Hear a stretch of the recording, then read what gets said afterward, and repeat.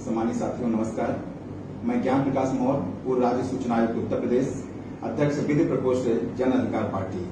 मित्रों, जैसा कि देश में इस समय हालात हैं कि चीन और भारत के बीच जो वर्तमान स्थिति है उसमें देश की एकता, अखंडता तथा संप्रभुता की रक्षा के लिए हमारी पार्टी जन अधिकार पार्टी तथा भागीदारी मोर्चा देश के साथ तथा केंद्रीय नेतृत्व के साथ खड़ी है। लेकिन मित्रों, हम कहना चाहेंगे कि आज जो वर्तमान स्थिति है, माननीय प्रधानमंत्री जी को उस स्थिति को बताना चाहिए। जैसा कि देखा जा रहा है कि सरहद पर हमारे 20 जवान शहीद हो गए और बहुत से अभी लापता हैं, जिसकी स्थिति वास्तविक नहीं मालूम है और माननीय प्रधानमंत्री जी तथा रक्षा मंत्री तथा अन्य कोई आधिकारिक जानकारी इस ओर से नहीं आई है। हम देखते आ रहे हैं कि 2013 के पहले हमारे देश के प्रधानमंत्री जी, रक्षा मंत्री जी तथा कानून मंत्री जी इस बात के लिए कि हमारी सीमाएं सुरक्षित नहीं है, हमारे चाहे वो चीन के बॉर्डर हों चाहे पाकिस्तान के बॉर्डर हों, वो सुरक्षित नहीं है। यह बात को लेकर पूर्ववर्ती सरकार को आलोचना किए और उन्होंने उस समय जवाब मांगा। तो देश उस समय आपके रक्षा मंत्री जी जो वर्तमान में हैं, वो कहा करते थे कि यदि हमारी सरकार आएगी तो निश्चित है कि हमारे ये मामले, हमारे बॉर्डर सब सुरक्षित रहेंगे। लेकिन जनता आप पर भरोसा किया और भरोसा करके आपकी सरकार एक नहीं दो बार बनाई और आज देखा जा रहा है कि वही चीन और वही पाकिस्तान हमारे यहाँ लगातार आक्रमण कर रहे हैं और हमारे देश के जवानों को मार रहे हैं।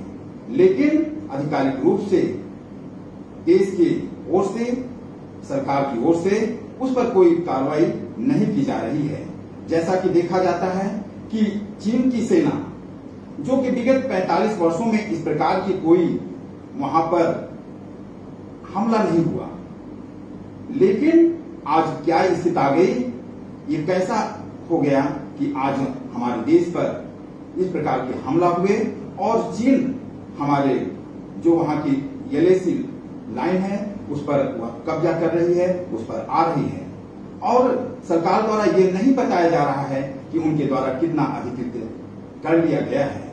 तो इस बात का जवाब देश जानना चाहता है, माननीय प्रधानमंत्री जी आपसे जानना चाहता है, क्योंकि आप पर भरोसा किया है और आप पर भरोसा करके यह देश आपकी सरकार को बनाया है। और हम लोग भी जानना चाहते हैं कि आखिर वास्तविक स्थिति है क्या, आप इसको बताइए। और ये केवल कह देना कि 62 की स्थिति के विषय में जो 1962 में हुआ और आज की तुलना आप उस समय नहीं है। आइए आप स्वयं कहते हैं उस समय हमारे रक्षा जो सैन्य बल कम था, आधुनिक संसाधन नहीं थे। आज हमारी सेना बहुत मजबूत है और हमारे आधुनिक संसाधन भी, रक्षा उपकरण भी हैं, लेकिन कहीं कहीं लगता है कि आपके अंदर आत्मबल की कमी है। निश्चित है यदि ऐसा होता तो आज आप जवाब देने में, जैसा पहले भी विभिन्न मुद्दों पर आप आकर देश के सामने आए हैं और आपने निर्णय लिया है और उस प्रकार के निर्णय आपको लेने की आवश्यकता है। और आज देश की ये मांग है, आज एक जन जन की ये मांग है कि हमारे जो शहीद हुए जवानों के बलिदान व्यर्थ न जाए। निश्चित है उसका जवाब चाइना को देना चाहिए, चीन को देना चाहिए। जैसा कि चीन ने कह दिया कि हमारी गलवान जो घाटी है उस पर हमारा आधिपत्य है और गलती जो हो रही है वह भारत की ओर से हो रही है, यह चीन का कहना है। लेकिन हमारे ओर से ऐसा कोई बयान नहीं आ रहा है। तो ये कहना चाहते हैं कि माननीय प्रधानमंत्री जी आप भी बोलिए। आखिर केवल मुख्यमंत्री के जो आप उनकी मीटिंग ले रहे थे उसमें आकर 2 शब्द कहकर मौन रह जाना और ये कहना कि यदि वो उकसाएंगे तो हम उसको सहन नहीं करेंगे। आखिर 20 जवानों की शहादत हो जाती है, अब कैसा उकसाया जाएगा कि हमारे कितने बलिदान और देने पड़ेंगे कि उनको जवाब देने की आवश्यकता होगी। इसलिए माननीय प्रधानमंत्री जी अब आपको बोलने की आवश्यकता है, आपको कुछ करने की आवश्यकता है, जिससे कि हमारे सेना के जवानों का मनोबल बढ़ सके। नहीं तो इस प्रकार से उनके मनोबल टूटेगा और देश भी आपके ऊपर भरोसा नहीं करेगा। तो इसलिए आप आइए और जवाब दीजिए और यदि नहीं, जैसा कि आप कहते हैं कि भारत एक शांति चाहता है, निश्चित ही यह बुद्ध का देश है जो युद्ध में विश्वास नहीं करता है, लेकिन ये भी नहीं है कि हम हाथ पर हाथ रखे बैठे रहेंगे।